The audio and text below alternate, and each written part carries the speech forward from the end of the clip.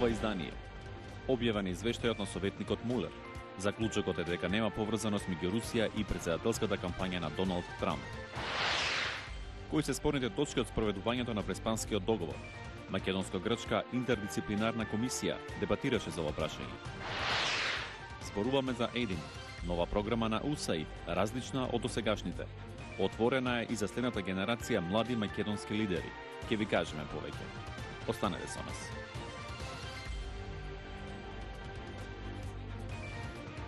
Добро вечер. Го гледате ТВ журналот Њустфлеш на Гласот на Америка на македонски. Јас сум Тоше Огњанов. Главниот обвинител на САД, Вилијам Бар, вчера го објави резимето од извештајот на специјалниот советник Роберт Мулер, што го чекаше цела Америка.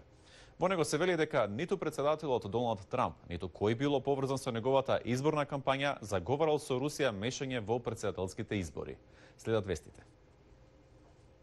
На прашањето за тоа дали Трамп се обидел да ја попречи правдата со мешање или со обид да се измести од колосек истрагата на Мулер, Бар кажа, извештајот не заклучува дека претседателот извршил криминал, но исто така не го ослободува.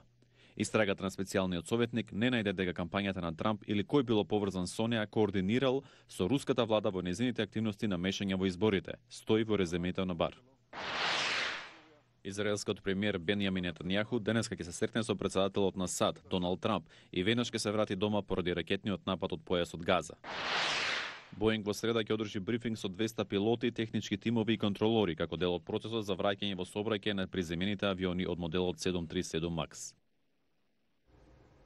Учебниците по историја и географија за основно и средно образование се најдоа на маса на Македонско-грчкиот комитет, што ги пегла деталите за спроведување на Преспанскиот договор. За ова јавува Владимир Мирчевски. Досега заедничкиот македонско-грчки експертски комитет ги разгледал учебниците по историја и географија за основно и средно образование. Станува збор за најобемниот и најпроблематичниот аспект од работата на ова тело, чие функционирање е предвидено со Преспанскиот договор. Еден од копредседавачите, Виктор Габер, денеска по викенд заседанието на комитетот информираше на кои се елементи во книгите треба да внимаваат двете страни, и македонската и грчката, за новите генерации да се едуцираат во духот на заедништво, а не поделби. Во учебниците треба да се избегнува третирање на другата страна, едната према другата, значи во двете насоки, она што представува анимозитет, она што представува непријатност за да се чуе и да се образуваат новите генерации. Така да, ако имате еден настан кој што бил немил за едната страна, да не биде веќе така третиран. Словенската маса кога дошлове се населила на територија на тоа Источно Римско царство. И према тоа, ние сме живееле со тие луѓе, дали се помрстувале заради историските околности народите лево или десно, тоа е сосем друга работа, но ние сме живееле сите заедно од разни, да кажеме, културни и социјални средини. Многу периоди не врзуваат, па соседи сме, беше неговиот одговор на прашањето кои точки се сврзници во историјата на двете земји. И Габер потврди дека станува збор за огромен материјал, поради што и грчката страна неколку пати побарала одложување на состанокот. Идната сесија е закажана за средината на идниот месец во Атина. За Гласот на Америка, од Скопје, Владимир Мирчевски. Во продолжение ќе зборуваме за нова програма на УСАИД. Се работи за ангажман на млади лица со различни политички профили. Од нив се бара да бидат отворени за диалог. Повеќе за ова од прилогот на Лилица Китановска. УСАИД имала одлично партнерство со Македонија изминативе 25 години, а тоа продолжува и со Северна Македонија. Со помошник администраторот на Бирото за Европа и Евроазија, Брок Бирман, разговараме за нова програма за која има големи надежи во САД и во регионот. The main emphasis about the program that we've just launched called YEDIN. Главниот акцент на програмата која што току ја лансиравме, наречена ЕДИН, што на руски значи единство, е токму за тоа, зближување на луѓето, ангажирање на следната генерација млади лидери. Бирман цврсто верува дека демократијата бара определба од секоја генерација, не само да служи на јавниот интерес, туку и да покаже волја за диалог со оние кои имаат спротивни гледишта. Како што вели тој, се повеќе на демократиите им треба нова генерација, што повторно ќе открие вредноста на работењето со оние од другата страна. Ова е втор пат на Бирман во УСАИД. Откако 5 години бил шеф на кабинет на бирото во кое е сега во администрацијата на Буш. Се вратил назад да работи за администрацијата на претседателот Трамп во функција на помошник администратор. Од искуство вели дека знае оти програмите на размена на млади даваат резултати. Самиот бил учесник на таква програма додека служел во легислативата на Род Ајленд, при што престојувал во Русија. Young political leaders really drive democracy. Младите политички лидери се локомотивата на демократијата. Ние треба да ги ангажираме да учествуваат во демократијата и управување.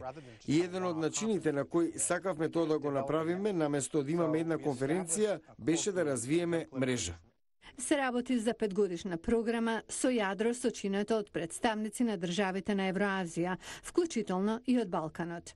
Бирман вели, нивниот профил бил лесно да се направи.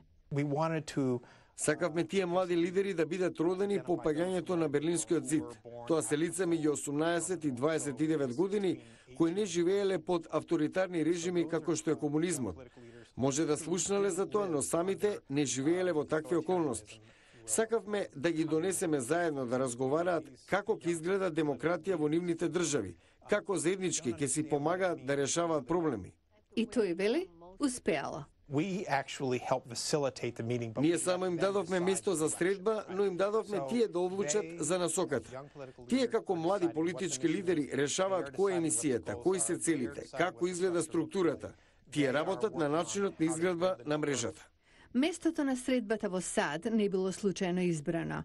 Биле поканети да дојдат во Гетисбург, Пенсилванија, каде била една од клучните битки за време на Американската граѓанска војна во 1863-та. Целта била тие лично да видат колку демократијата може да биде тешка, вели Бирман. Сакавме да видат како изгледа конфликт кога не можете да најдете заедничка основа. Следната средба е во Северна Македонија на Охридското езеро следниот месец.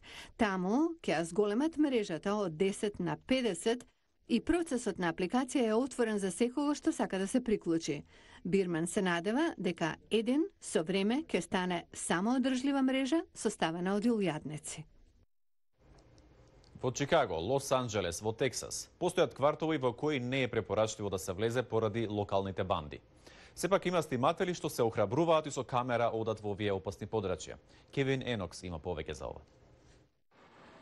Шон Котон е во Форт Ворт, Тексас, за да го интервјуира раперот 30 Rich.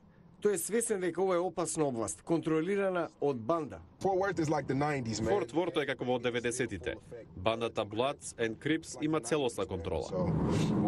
Кога Котон се среќава со 30 Rich, чии вистинско име е Вейн Вокер, не се плаши да му постави било какви прашања.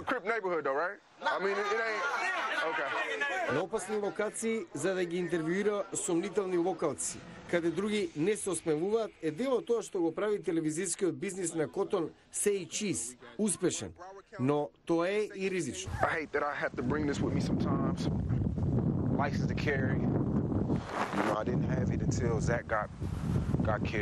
Зак Стонер го водеше популарниот канал на YouTube посветен на културниот живот на афроамериканците по улиците на Чикаго.